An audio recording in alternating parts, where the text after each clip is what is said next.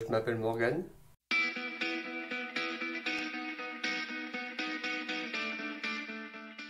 Je me décrirais d'une personne sociable, euh, intéressante du point de vue de mes amis.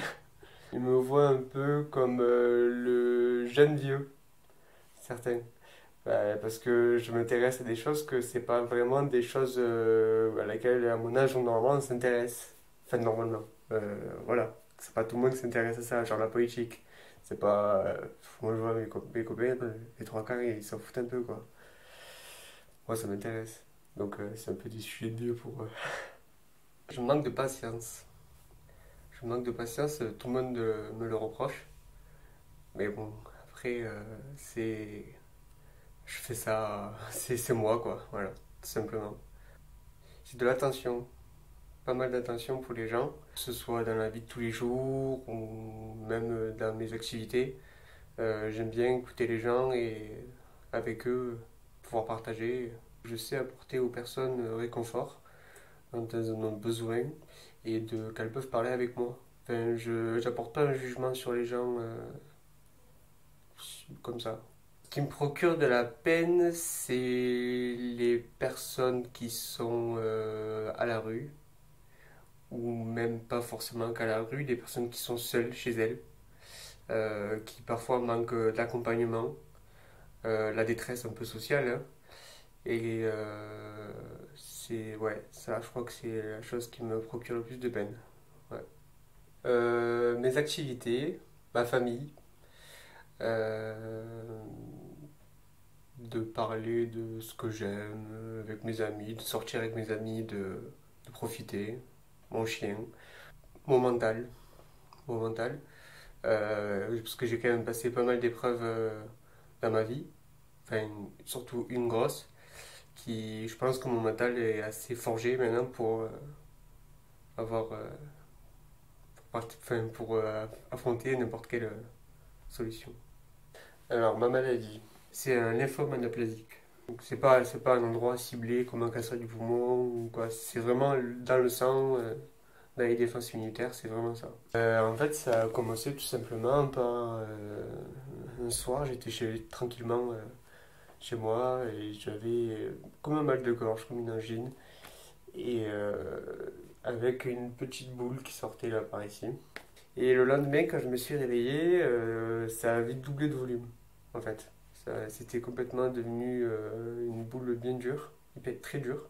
Mon médecin m'a fait faire plusieurs examens, échographie, scanner, et on a vu qu'avec ces examens, avec ces premiers examens, que j'avais en fait des ganglions qui descendaient de sous l'oreille et qui descendaient jusqu'au poumon. Et en fait, mon médecin m'a directement orienté vers un hématologue à Montpellier et qui lui m'a réorienté ensuite vers le service AJA, adolescents jeunes adultes. C'est à l'hôpital Arnaud de Villeneuve à Montpellier. Et donc je suis tombé dans un service très très bien. Un service vraiment avec des médecins et des infirmières. Tout le personnel hospitalier que j'ai eu, ils étaient vraiment tous à l'écoute, très gentils. Et je peux que les remercier. Et ils m'ont sauvé la vie, hein. Et j'ai bénéficié de chimiothérapie. La première chimiothérapie pendant 2 3 mois n'a pas tellement fonctionné, donc ça a été très long. J'ai passé plus de temps à l'hôpital que chez moi. C'était l'enfer. J'avais très mal, j'avais grossi au niveau du cou. C'était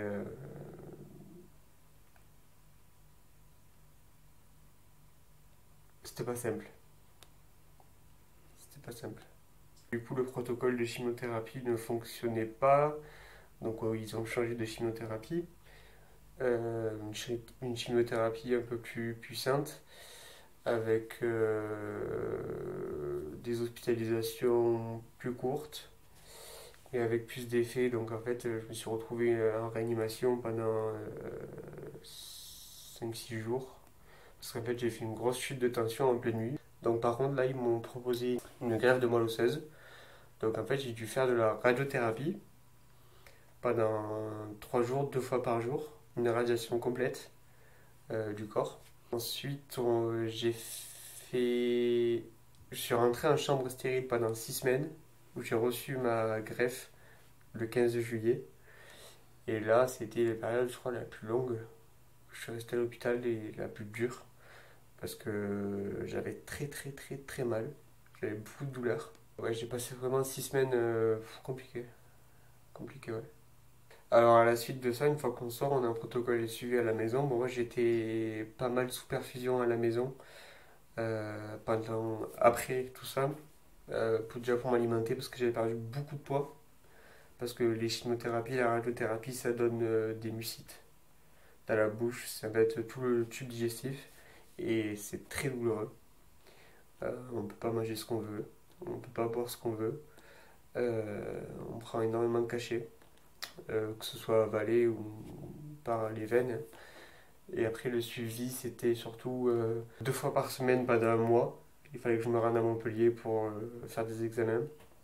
Après, c'est passé à 1 fois par semaine, à 1 fois toutes les 2 semaines, et maintenant, c'est 1 fois tous les mois. Voilà. C'est un combat contre soi-même. C'est un combat contre soi-même, donc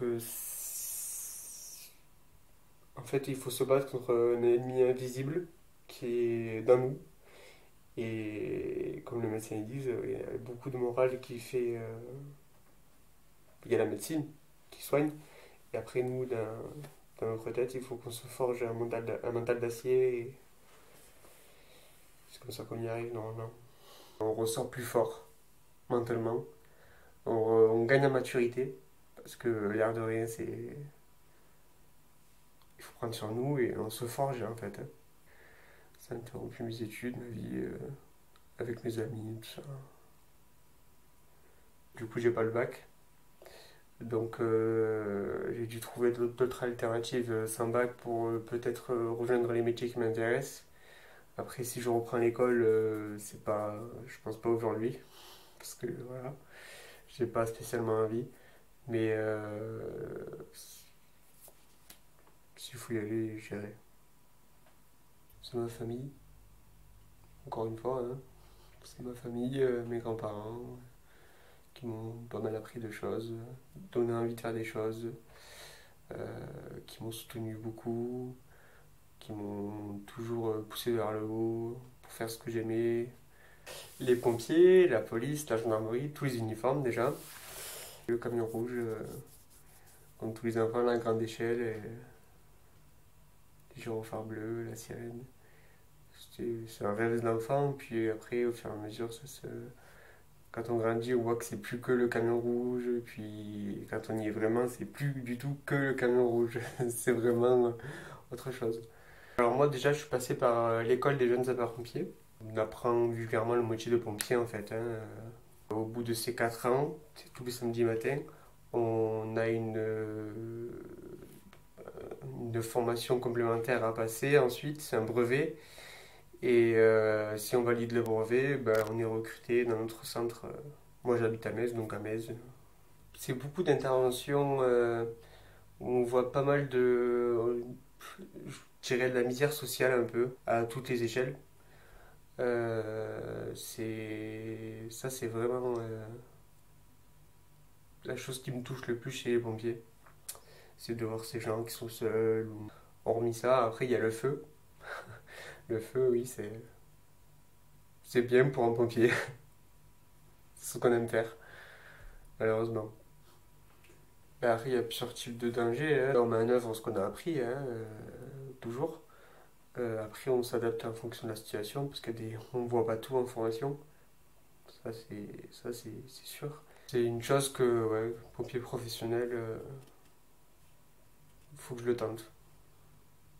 Alors, ce goût de la politique, je pense qu'il vient de ma grand-mère. De ma grand-mère, parce que elle a été, bah, depuis que je suis petit, en fait, je la vois toujours à la mairie. Enfin, plus maintenant, parce que elle a arrêté.